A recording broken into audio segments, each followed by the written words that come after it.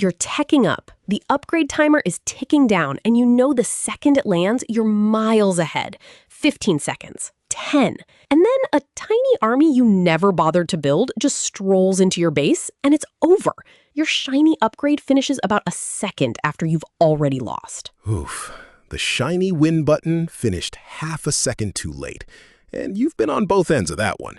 The genius who teched into a loss, and the player who built a few extra units and walked right over someone being clever. We've all been both.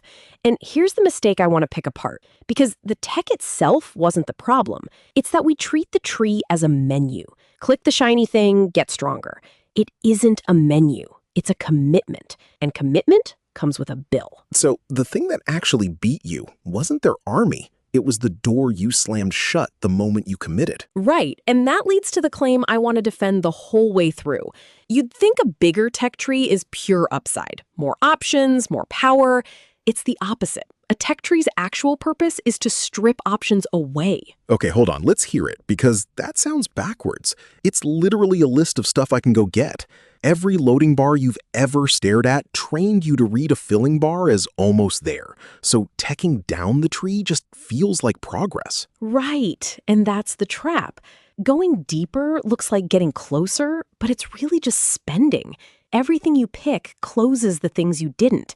Spend here, and it's not over there, and the other branches drift out of reach. So teching up isn't getting stronger. It's placing a bet that you live long enough to cash in. That's the whole chapter. The power you unlock is the part everyone sees. The doors you shut while you do it are the part that quietly loses games. So let's make that concrete, because the shape of the tree hides the commitment in plain sight. Why does it even look like a menu?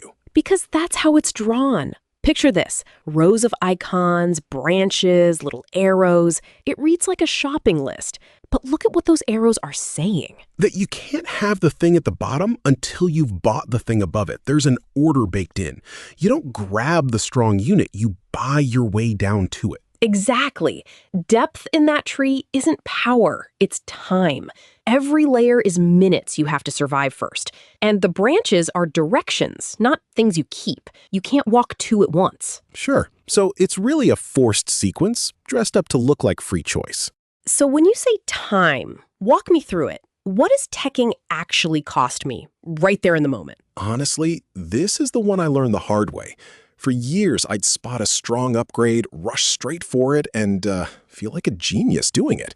But every resource I poured into that tech was a resource not standing in my army. So on paper, you're ahead, but the actual force on the map is thin. Dangerously thin.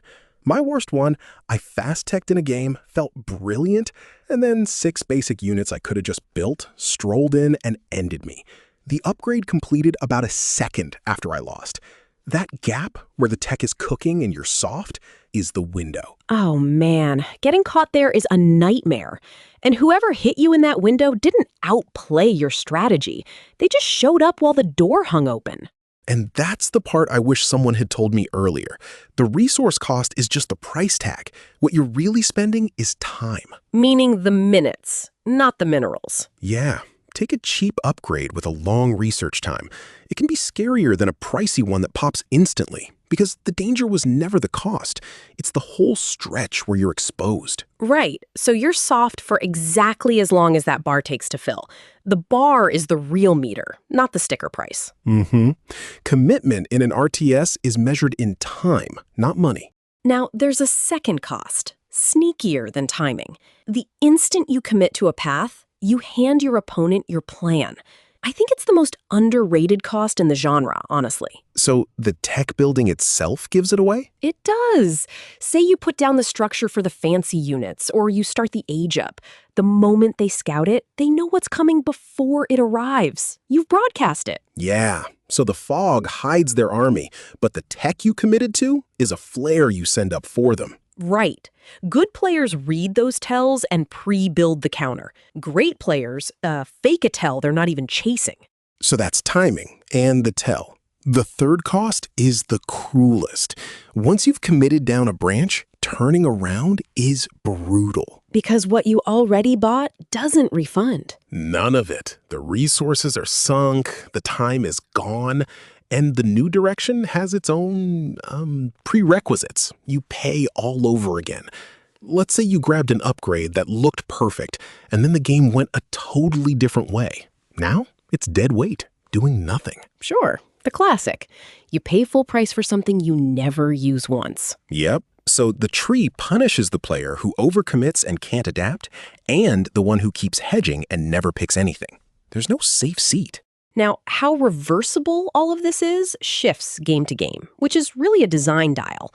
Some commitments you can drift back from, others slam shut for good. Okay, give me the locked for good version, the kind you commit to and just can't undo ever. Take a game like Company of Heroes. You pick a doctrine, a whole branch of abilities, and you're married to it for the match. The newest one is Blunt. Each tier makes you pick one ability and lock the other out for good. And the design says it out loud. This choice closes a door. Right. Softer games like Age of Empires let you advance through ages one way, but the upgrades just sit in your pile as permanent gains. The designer is tuning how badly a wrong turn should sting. The tree is less a menu, more a row of one-way doors. After those 3 costs, here's where it gets really interesting. The strongest tech is often the one you don't rush. Hold on, isn't teching faster just strictly better? Get the power sooner, win sooner. That's the instinct, and it's wrong more than you'd think.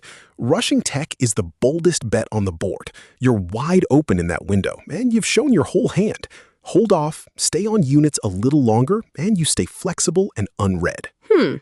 So you tech into a window you can actually see instead of teching on a guess and praying. Exactly.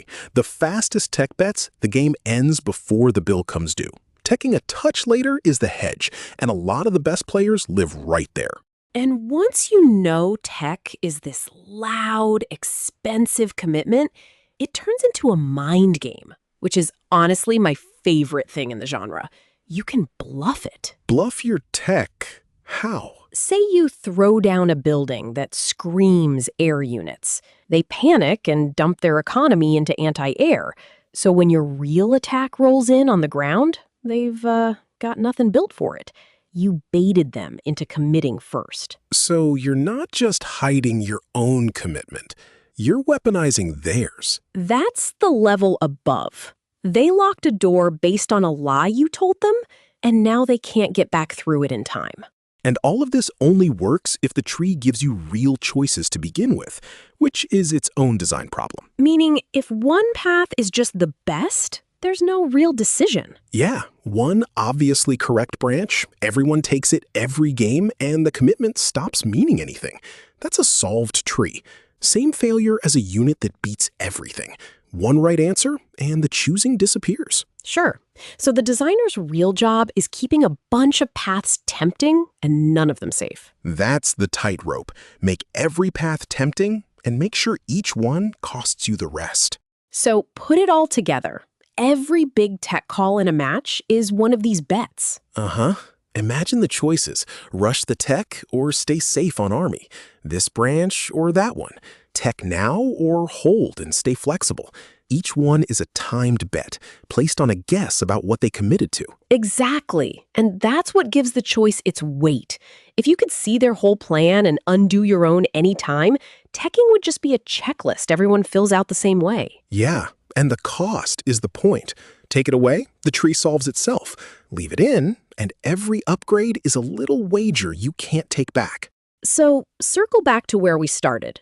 A tech tree isn't a menu of power-ups, it's a commitment system.